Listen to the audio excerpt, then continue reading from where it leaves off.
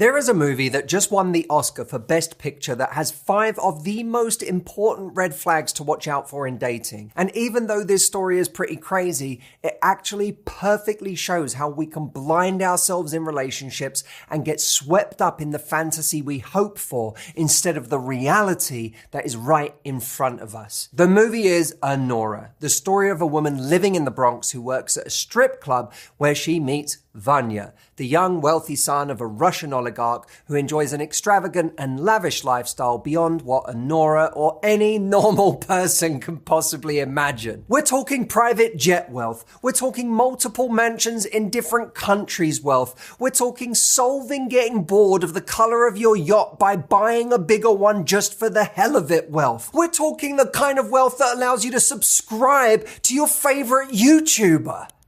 Oh wait. That one's free. It's almost like everyone should do it. Just saying. So Anora, or Annie as she calls herself, thinks she's hit the jackpot. Now, there are going to be a couple of spoilers in this video, so just letting you know, fair warning. Vanya walks into her life at the strip club where she works and takes an immediate liking to Annie because she speaks Russian. He pays her to be his regular escort and ends up diving into a sort of relationship with her, eventually proposing in a hedonistic weekend in Vegas. They get married, then he whisks her back to his mansion to cozy up, play video games, have sex, and live happily ever after.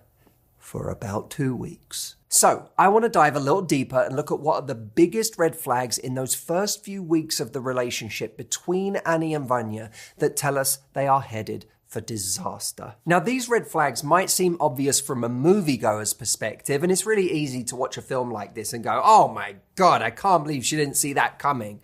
But in reality, in real life, these red flags can show up in ways that are far harder to detect and are easy to miss, especially when we want a relationship to work. Number 1, the transactional basis of the relationship. From the very beginning, Vanya treats Annie as someone whose affection can be bought. He hires her for sexual encounters, pays her $15,000 to stay with him for a week, and showers her with material comfort, clothes, and jewelry, blurring the lines between genuine affection and a business arrangement. Although at first Annie is wise to this, eventually Vanya lavishes her with so many gifts and his glamorous world that she drops her guard and becomes convinced that he must find her truly special. She never stops to notice the lack of emotional connection that they have and how little he seems to perceive her as a human being. We might think this couldn't happen to us,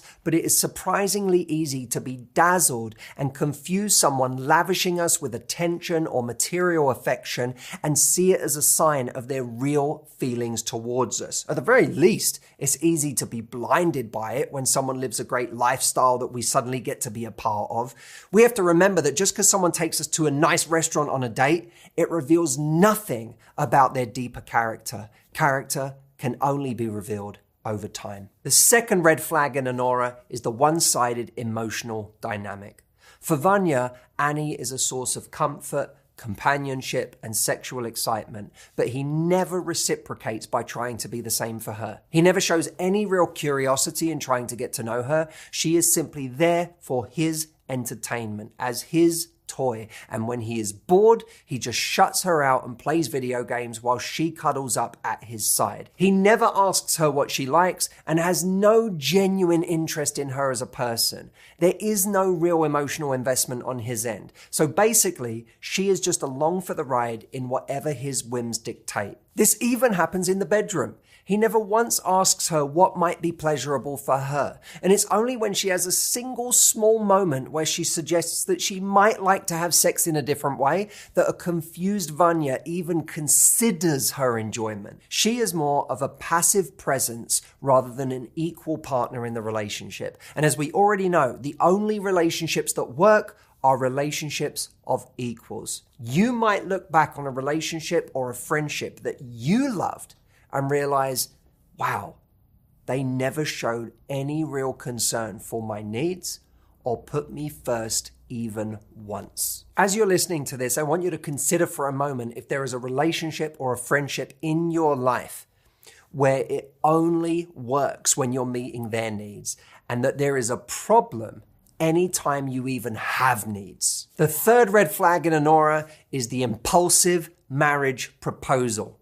During a trip to Las Vegas, Vanya proposes marriage on a whim, leading to a hasty wedding without proper consideration of their compatibility or future plans. There's not a thought as to her family or what's best for her. It's just him being led by his feelings of passion and sweeping Annie up in his excitement about doing something drastic and becoming an American so that he can be free of his parents' control over him, which doesn't exactly go as planned. It's Matthew AI. How can I help?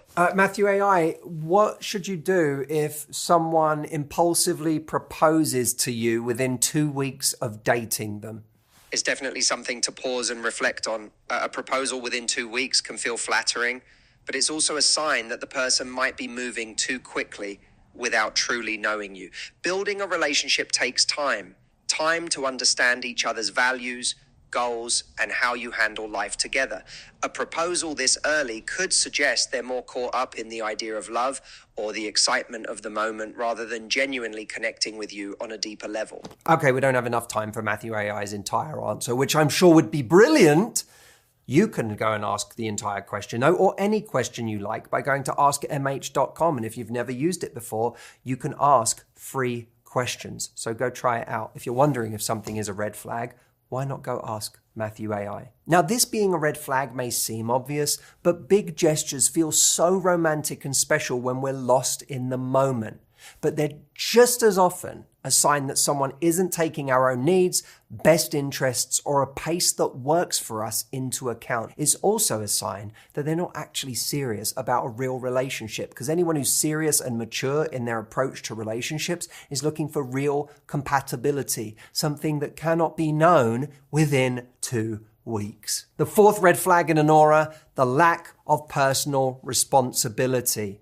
Throughout the movie, we learn that all of Vanya's extravagance is ultimately at the mercy of his rich parents. He has no money or assets to his own name and lacks any real independence of his own. What's more, he regularly bites the hand that feeds him by ignoring his studies, partying, getting drunk, getting stoned, and marrying Anora was the latest in a long line of behaviors childishly designed to provoke and antagonize his parents. Ultimately, we learn that Vanya is still mentally a child and barely able to keep himself together or stick to anything, let alone being responsible enough to care for somebody else. Instead, he is viciously selfish and has never learned that his behavior has real consequences on other people's emotional and mental well-being. Additionally, his lack of emotional maturity could be perceived as a deep lack of empathy. The bottom line here is that if someone can't be loyal to anything else in their life, nor face up to any real responsibility,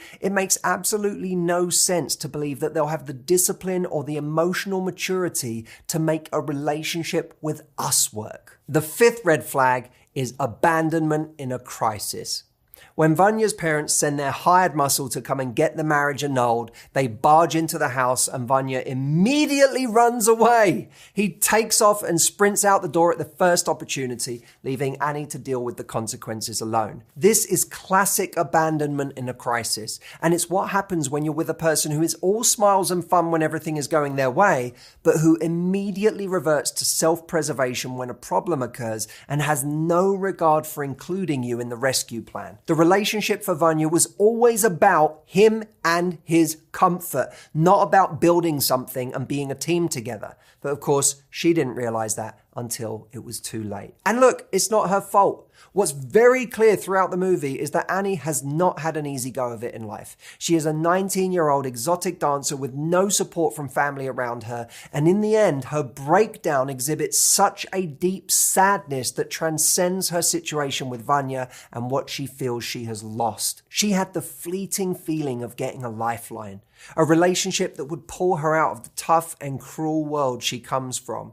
And instead, she ended up a victim in a cycle of men who only see her as an object to play with. But wherever we come from in life, it's easy for any of us to fall prey to these weaknesses, seeking safety in someone else, using relationships as a way to escape our lives, falling for a fantasy, or simply wanting love so badly that we accept it even in the most flimsy or dangerous of forms. The only way we can stop being led by these desires is to create our own place of safety outside of a relationship and inside of ourselves. That way, we don't need a relationship to define us.